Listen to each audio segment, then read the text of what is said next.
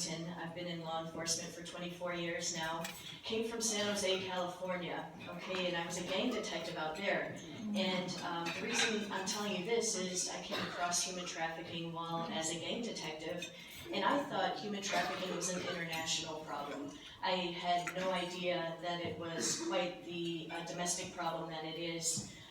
Until I moved to Sheboygan and became a cop in 2005, and became the school cop at a high school. And I am forever grateful to the kids of that high school who opened my eyes about human trafficking. Yes, it is an international problem, but it's also a domestic problem, and it's also going on in all 72 counties in Wisconsin, including small town Sheboygan. So that was very eye-opening. They told me about a house. It was 11th and Superior, for those of you who know, 11th and Erie, for those of you who know Sheboygan. And it was a house where you could go in and you could pick, there were pictures of young girls. They said runaways, probably from Appleton, Milwaukee, Sheboygan, teenagers, young teens. And you could pick which one you wanted and if you wanted her drugged or not. And it just sounded outrageous, but the more that I dug and investigated, it was absolutely true. That house has since been torn down. It's now a Habitat for Humanity house, and I see that as a great symbol of hope. Okay, so moving on, I then joined the Federal Task Force for the Eastern District of Wisconsin. That's law enforcement from Fond du Lac, Sheboygan, down to Kenosha, Racine, Milwaukee. It's FBI, DCI, Homeland Security. And we meet regularly and discuss cases. And as we go around the room, it's evident that these traffickers have their hooks into kids and community in all of our counties. It is officially documented in all 72 counties of Wisconsin. That's a fact. And no place is immune. I say anywhere that you have Wi-Fi, phones, computers, you could absolutely have it. So as I said before, my eyes were opened when I moved to Sheboygan, that this is a crime in plain sight. At first, schools were hesitant to have us in to discuss this. It's not the, it can be a scary topic for people. I then joined the state task force as well. I was part of a work group who came up with the Child Sex Trafficking Indicator tool, which is for everybody in Wisconsin, which I will make sure I get to Krista to get to each one of you, because it's an awesome tool that went into effect in 2017. If you can predict, you can prevent. So there's a lot of great stuff going on statewide. However, and I think that getting into the schools will be mandatory. It will be mandatory curriculum in the next few years, I think. Again, not to scare, but to educate and make kids a hard target, okay? But at first, schools were kind of fearful to have us in to discuss this.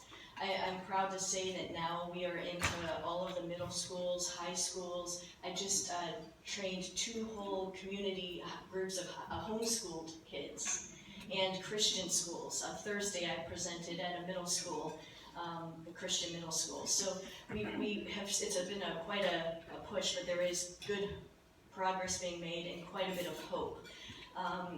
So I wanted to share with you a positive that has come from all of this, because prevention is key. I see hope in the kids, the community, and I will get to the survivors as well, but how we can work together. But I went over the indicator criteria with this 12-year-old. We have a program that we can predict. If you can predict, you can prevent. So we predict our top high-risk kids. And my chief let me meet with each kid on this high-risk indicator tool.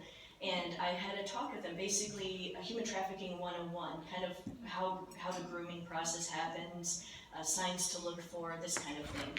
And it has paid off. I know that talk has saved at least one child. Now, I met with one 12-year-old. I love 12-year-olds, but you can never tell if they're listening, right? She was spinning around on her seat, rolling her eyes.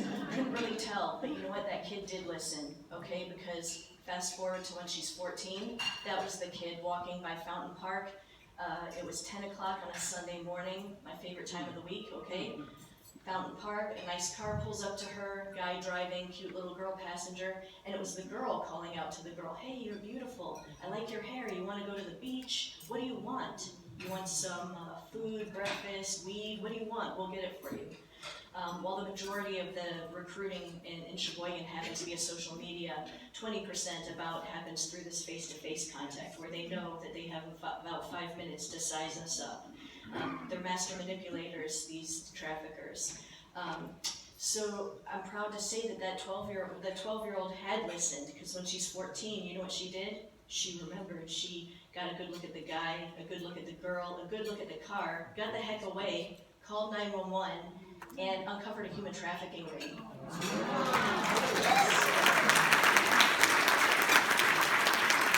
I'm so proud of that kid, and we played her 911 call at the jury trial in January, and there weren't many dry eyes, I'll tell you that, okay? But the defense asked her, why are you crying? And she said, 2 reasons. Because when I was 12, before I had that talk, the awareness talk, I would have got in that car. Second of all, I'm crying because had I got in that car, my life would have forever been changed. And she's absolutely right. That was a very violent, bone-breaking trafficker, what we call a gorilla pimp, okay? He has since beaten up 4 jail guards, detached a retina, broken orbital socket of jail guards, okay? So if he does that to grown men, what does he do to these young ladies? So anyway, that was a very positive, but having witnessed that firsthand, and that we all can make a difference by spreading the message, okay, in our own ways, okay, whether it's through law enforcement, whether it's through being a chaplain, community members, we all can do that. We can pass on the word and plant the seed that can help prevent this happening, okay? Another thing, I've been getting into, like I said, this one middle school has been phenomenal. They got me in, this teacher, years ago, she said, I'm going to get you in on history. And I thought, history? She said, yeah, the history of slavery and modern day slavery. I go in there, the whole auditorium, middle school, boys and girls, taking notes. I walk in, I say, who's heard of Jason Guidry? That's one of my trafficker cases that we took federally. Every hand goes up. They've researched him. I'm so impressed. We discuss this. And again, not to scare, but to educate and make our community a hard target, right? They write letters, and this is what gives me hope. These letters, I have packets and packets of letters from these kids about why the human trafficking presentation means so much to them. But I do want to read part of one of the letters that a kid wrote. This is just one of the excerpts. She said, this talk has made me think about how I can help keep me, my friends, and my family safe. I can also help others with this new information so they understand it too. I have friends that have been thinking about running away. I will make sure to get them help since runaways are more likely to be targeted.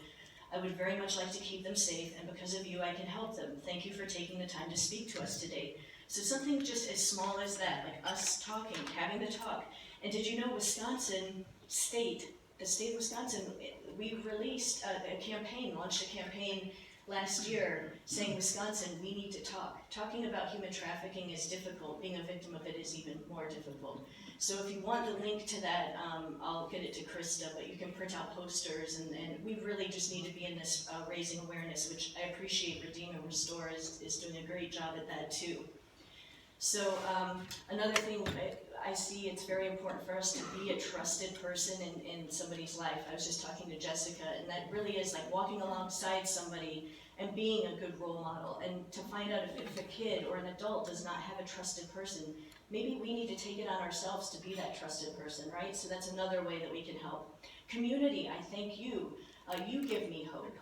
Just as these kids give me hope. By the way, the middle schoolers that I'm telling you about too, real quick, people ask me, how can you sleep at night? How do you have hope? I have hope because I know when those little kids grow up, we're going to be in good hands. They take a stand. They do not tolerate this. They have uncovered numerous human trafficking cases by taking a stand after hearing what it is. So I think we're going to be in good hands by changing that culture, by changing the way of thinking.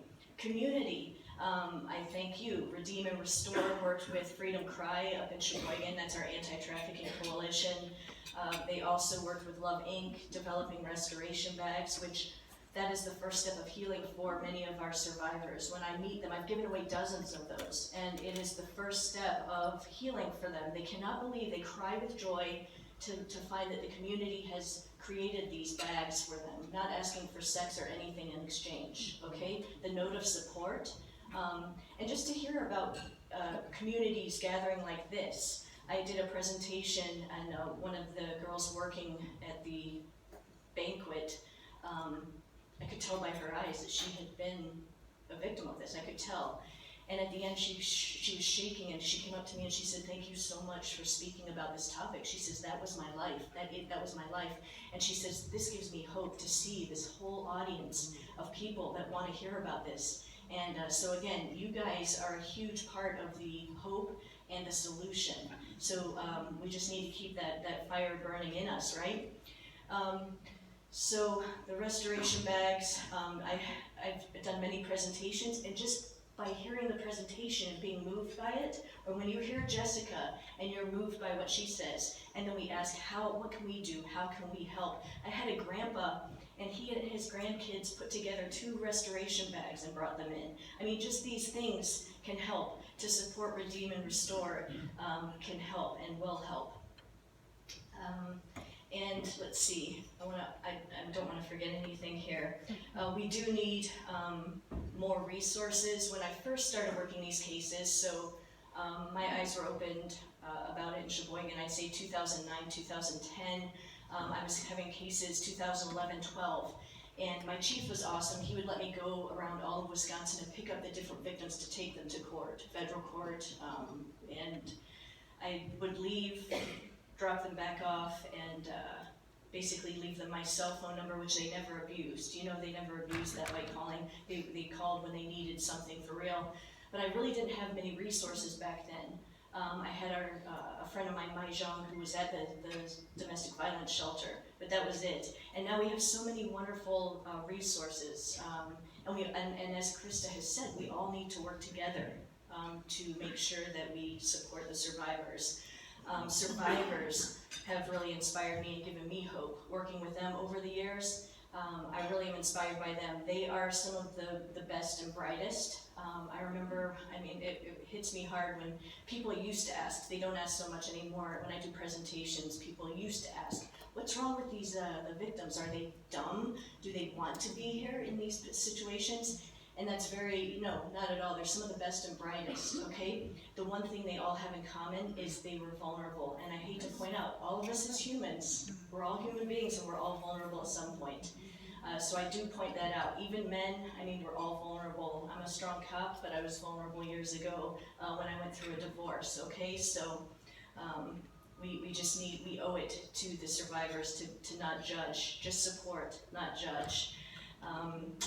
You're going to hear from Jessica. She is a complete inspiration. I have had the pleasure of meeting many survivors who, and as she has said, there are many that are in prison right now, many in jails, that want to be the change and that will be the change. And I got a letter from a girl in prison not long ago saying she cannot wait to get out, and I have no doubt she's going to make a difference. Another one is busy healing right now.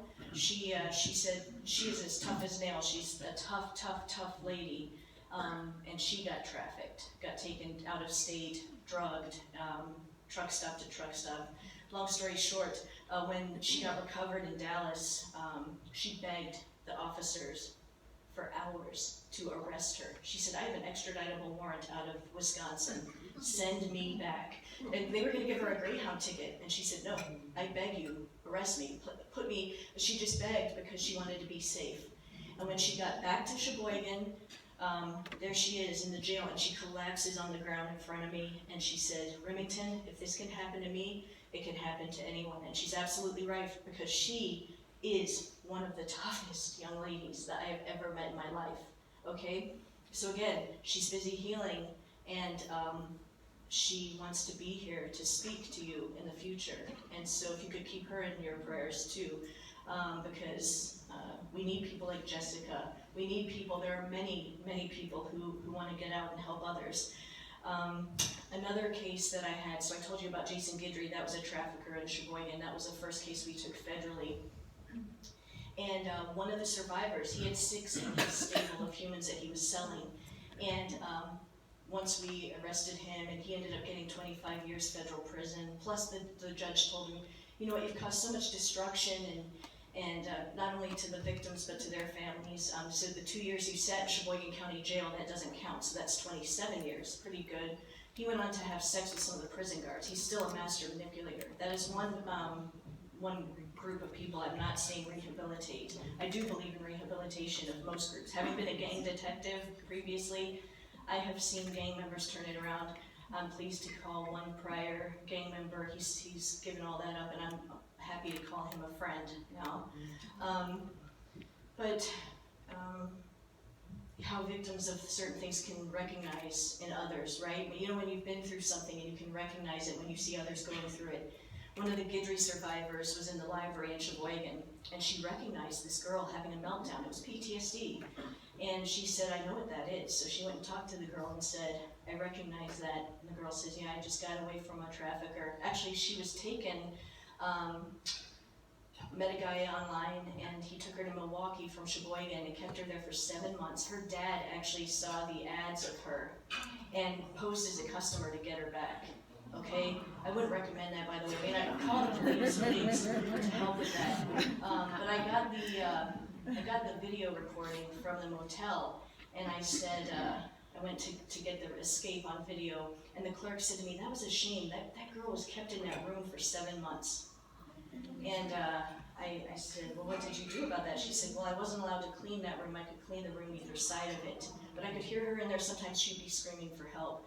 And I said, well, what would you do? She said, well, sometimes I would bang on the door and the guy would answer. I was never allowed to talk to the girl. So this is the kind of thing, I know that this would not happen in Sheboygan because we have Sheboygan Safe Stay, our motels, even the seediest one is working with us, okay?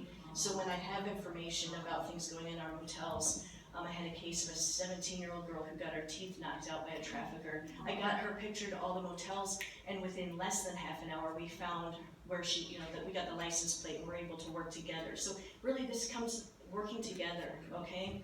But I'm so proud of the Guidry survivor for offering and basically saying, hey, we're gonna go to the police, they helped me, and we're gonna get you out of this. So there is some positive, there is some hope. I wanna end with a story of, so 2 years ago, I was concerned, wondering, are we making a difference? Are we making a difference for survivors? Because we had about 13 of our young ladies in jail, prison, juvenile hall, in the hospital, in ICU. 2 had just overdosed and died. It's a horrendous thing. Once you get into that life of human trafficking, they say the life expectancy is about 7 years unless you break the cycle. So I just was in my office at a brief break, just wondering, are we making a difference? Are we doing anything right here? The front desk called me, out of the blue. The front desk calls and says, hey Remington, there's someone here to see you. Well, I didn't have an appointment, and that's, I just have a crazy schedule. People don't just drop in, it doesn't work, But I thought I have a few minutes here, and plus this is just so upsetting. I just went to the front desk, and it was a survivor that I had never met in person. We had emailed and talked on the phone. And she just out of the blue dropped by and she said, hey Remington, I just wanted to meet you in person.